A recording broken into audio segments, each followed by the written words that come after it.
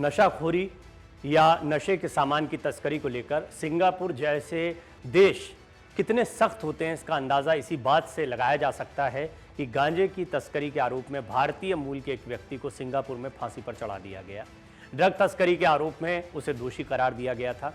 Drug तस्करी को बहुत ही कड़े कानूनों के अंतर्गत सिंगापुर में लिया जाता है।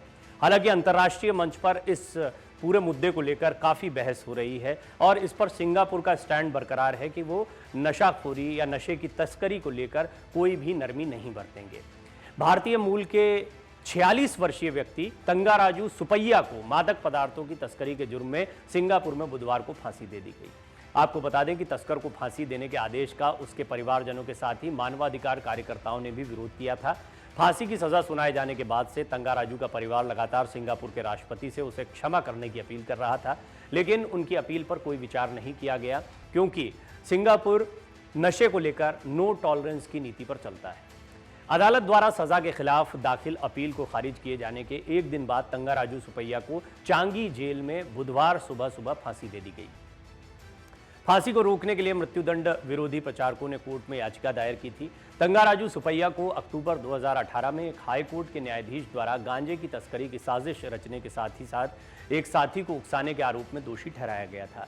साथ ही उसने खुद भी 1 किलोग्राम गांजे की तस्करी की थी। इस आरोप में उसे 9 अक्टूबर 2018 को मौत की सजा सुनाई गई थी।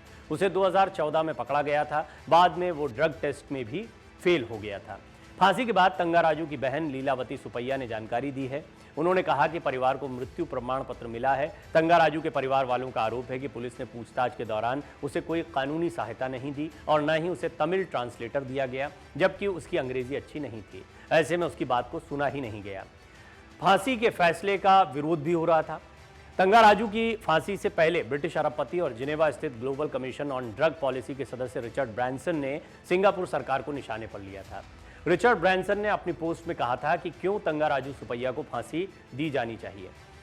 सुपैया की सजा मानकों पर खरी नहीं उतरी है। ऐसे में सिंगापुर एक निर्दोष व्यक्ति को फांसी देने जा रहा है। रिचर्ड ब्रांसन के अलावा सिंगापुर में यूरोपीय संघ के प्रतिनिधिमंडल और ऑस्ट्रेलियाई सांसद ग्राहम पेरिट ने भी बयान जारी किया। इस मामले में सिंगापुर में मौजूद यूरोपीय संघ के सदस्य राज्यों ने नॉर्वे और स्विट्जरलैंड के साथ संयुक्त रूप से जारी अपने बयान में तंगाराजू की फांसी को रोकने और उसकी सजा को कम करने का आह्वान किया था। सिंगापुर के एक मानवाधिकार कार्यकर्ता कोकिला अन्नामलाई ने परिवार का प्रतिनिधित्व करते हुए पुष्टि की कि राष्ट्रपति के फांसी की सजा को रद्द करने की गुहार मानने से इनकार करने के बाद तंगाराजू सुपैया को फांसी दे दी गई थी। अन्नामलाई के अनुसार सुपैया वजन कम करने की कोशिश में फांसी से पहले के हफ्तों में केवल एक बार भोजन कर रहे थे। कोकिला अन्नामलाई ने तंगाराजू सुपैया को फांसी देने से पहले एक पोस्ट शेयर किया। उन्होंने लिखा कि 46 साल के भारतीय मूल के व्यक्ति को 9 साल बाद अपने कुछ पसंदीदा डिश खाने का मौका मिला।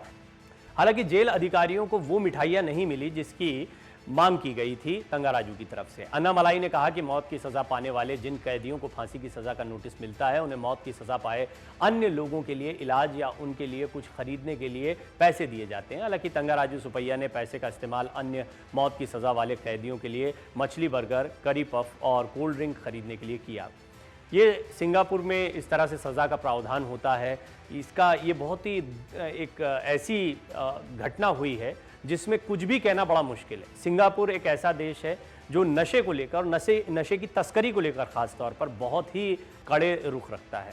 बहुत बड़ी तादाद में लोग घूमने फिरने के लिए वहाँ जाते हैं, उनको सचेत किया जाता है, फ्लाइट्स में ही सचेत कर दिया जाता है और ये भी बताया जाता है कि किस तरह के कड़े कानूनों का प्रावधान है अगर आप नशे का कोई भी सामान अपने साथ ले जा रहे हैं तो। इस पूरे मामले में सिंगापुर विदेश मंत्रालय ने मंगलवार को ब्रिटिश अरबपति रिचर्ड ब्रांसन के ब्लॉग पोस्ट पर अपनी प्रतिक्रिया भी दी। मंत्रालय ने कहा कि ब्रांसन का दृष्टिकोण मौत की सजा के लिए सिंगापुर के जजों और नियमों का अनादर है और उन्होंने साथ ही ये भी एक बार फिर दोहराया कि हम जीरो टॉलरेंस की नीति अपनाते हैं।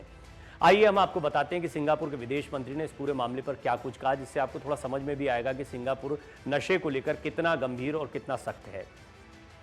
सिंगापुर के विदेश मंत्री ने ब्रिटिश अरबपति रिचर्ड ब्रांसन के पोस्ट पर प्रतिक्रिया देते हुए कहा कि उनका दावा बिल्कुल भी सच नहीं है। यह अफसोसजनक है कि ब्रांसन तंगाराजू के मामले पर बहस कर रहे हैं। सिंगापुर के न्यायालयों के बारे में और अधिक जानने के लिए उन्हें पहले मामले की गंभीरता को समझना चाहिए। कोर्ट ने 3 साल से ज्यादा समय में सबूतों और दलीलों के आधार पर अपना फैसला सुनाया। फिर भी अगर अरबपति को लगता है कि वो कोर्ट से ज्यादा जानते हैं तो ये न्यायपालिका का अनादर है। मंत्रालय ने बताया कि नशीले पदार्थों को बिल्कुल भी बर्दाश्त नहीं किया जाएगा। इससे निपटने के लिए सिंगापुर ने जीरो टॉलरेंस का रुख अपनाया है। नशीली दवाओं की लत से छुटकारा पाने के लिए नशा मुक्ति केंद्रों पर भी फोकस किया जा रहा है। गौरतलब है कि सिंगापुर में तंगाराजू की फांसी को मिलाकर अब तक 12 लोगों को लटकाया जा चुका है।